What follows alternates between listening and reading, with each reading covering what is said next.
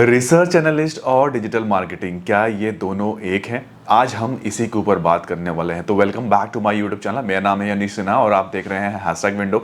अभी तक आपने मुझे इंस्टाग्राम पे फॉलो नहीं किया है तो इंस्टाग्राम की आईडी आपको इधर कहीं दिख रही होगी, तो अनीश के सिन्हा मेरा हैंडल है, जाके मुझे फॉलो जरूर कर लीजिएगा। तो आज हम बात कर रहे हैं कि क्या रिसर्च एनालिस्ट और डिजिटल मार्केटिंग क्या दोनों एक प्रोफाइल है? तो सबसे पहले स्टार्टिंग में ही बता दूं, दोनों बिल्कुल अलग अलग प्रोफाइल है, दोनों में कहीं कोई मेल नहीं है। बट यहाँ पर एक चीज़ बहुत ज़रूरी चीज़ है कि डिजिटल मार्केटिंग वाला बंदा जो है वो रिसर्च एनालिस्ट का काम भी कर लेता है। उसमें कहीं ना कहीं ये वाली जो कैपेबिलिटी है ना, वो होना बहुत ज़रूरी है। जहाँ भी डेटा इंक्लूड होता है, कि समझ लीजिए कि आपको कई सारे डेटा ना आपको देखना है और उस डेटा से निकाल के आपको कुछ चीज़ें समझनी है कि ये चीज़ें होती है। तो ये चीज़ें समझ लीजिए, मैं आपको एक एग्जांपल देता हूँ कि समझ लीजिए कि आप ना सोशल मीडिया के पोस्ट कर रहे हैं और एक चलिए ये दो एग्जांपल देता हूँ आपको। समझ लीजिए कि आप डिजिटल मार्केटिंग के आप एवरीडे पोस्ट करते हैं, Monday to Friday everyday 5 post करते हैं, ठीक है। बट और अलग अलग टाइमिंग में करते हैं, लगभग एक सुबह 10 बजे करते हैं, यानी एवरीडे सुबह 10 बजे आप सोशल मीडिया के पोस्ट करते हैं सुबह 10 बजे, ठीक है। हम ये मान के चल रहे हैं। फर्स्ट वीक आपने सुबह 10 बजे किया, नेक्स्ट वीक आपने 12 बजे किया, थर्ड वीक आपने 3 बजे किया। अब ये 3 तरह के डेटा यहाँ से निकल के आएंगे कि तीनों वीक को कंपेयर किया जाएगा, तीनों का डेटा निकाला जाएगा कि आखिर कितना रीच आया, कितने लोगों ने देखा, कितना लाइक आया।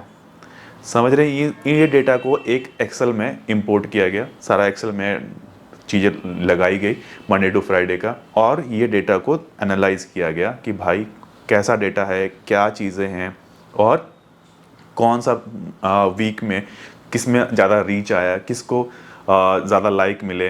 तो ये चीज़ जो है ना, एनालाइज करना, ये काम होता है रिसर्च एनालिस्ट का। तो ये तो एक छोटा डेटा हो गया। अगर लाखों में अगर डेटा है और उसको इंटरप्रेट करना है तो इसके लिए आपकी मैथमेटिकल स्किल्स आपकी अच्छी होनी चाहिए, एनालिटिक स्किल्स आपकी अच्छी होनी चाहिए। आप प्रेजेंट कर सके डेटा को, मतलब आप पीपीटी में उसको प्रेजेंट कर सके अपने हायर लेवल के लोगों को, तो आपकी प्रेजेंटेशन स्किल्स भी आपकी अच्छी होनी चाहिए, आपकी कम्युनिकेशन स्किल्स भी आपकी अच्छी होनी चाहिए। आप इंटरप्रेट कर सकें कि भाई ये जो डेटा है कंपेयर कर सकें, आपका ये चीज़ें भी होना बहुत ज़रूरी है। और इसके साथ साथ आपकी एक्सेल की कैपेबिलिटी आपकी बहुत अच्छी होनी चाहिए, ये बहुत ज़रूरी है। तो अब वो बोलेंगे कि इसमें डिजिटल मार्केटिंग में क्या हो गया। अब तो ये एक एग्जांपल दिया है मैंने। अब समझ लीजिए कि आपका बॉस आपको बोलता है कि गूगल एनालिटिक का डेटा निकाल लेना, हर मंथ का एवरी डे का कितना ट्रैफिक आ रहा है आपका, वो आपने एक्सेल में इंपोर्ट किया, सारा का सारा डेटा वहाँ पर आपने डाला और 3 महीने को कंपेयर किया कि तीनों महीने में क्या ट्रैफिक आया, क्या हुआ। आप समझ लीजिए कि इस तरह के जो डेटा से खेलने वाली चीज़ें होती है ना, वो रिसर्च एनालिस्ट का काम होता है। और ये समझ लीजिए एक तरह का पूरा इंडस्ट्री है और लोग बहुत बड़े लेवल पे ये काम कर रहे हैं और लोग रखते भी हैं रिसर्च एनालिस्ट अपनी कंपनी में, जो कि हर महीने डेटा को इंटरप्रेट करके आपको देते रहते हैं। तो ये हो गया। बाकी जॉब्स भी इसमें अच्छी खासी जॉब्स रहती है, आप अपने हिसाब से गूगल कर लीजिएगा तो आपको मालूम चल जाएगा कितने जॉब्स हैं।